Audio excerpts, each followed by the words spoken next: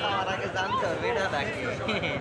মাদারীপুরের শিবচরে রাকিব মাতবর নামে এক যুবককে প্রকাশ্যে কুপিয়ে জখম করেছে দুর্বৃত্তরা। রোববার রাত ৮টার দিকে শিবচর বাজারে ইউনাইটেড কমার্শিয়াল ব্যাংকের সামনে এ ঘটনা ঘটে। গুরুতর আহত রাকিবকে প্রথমে শিবচর উপজেলা স্বাস্থ্য কমপ্লেক্সে এবং পরে উন্নত চিকিৎসার জন্য ঢাকা মেডিকেলে পাঠানো হয়। রাকিব উপজেলার চর শ্যামাইর এলাকার বাসিন্দা এবং ইবনে সামাদ হত্যা মামলার জামিনপ্রাপ্ত আসামি।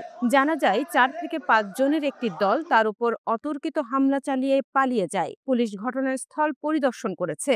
শিবচর থানার ওসি রকিবুল ইসলাম জানান, হামলাকারীদের শনাক্তে কাজ চলছে এবং এটি পূর্ব শত্রুতার জের বলেই ধারণা করা হচ্ছে। এর আগে গত ৬ মে ইবনে সামাদকে কুপিয়ে হত্যার ঘটনায় দায়ের করা মামলার একজন আসামি ছিলেন রাকিব। ব্যস্ত সড়কে এমন ঘটনায় উদ্বেগ প্রকাশ করেছে স্থানীয়রা।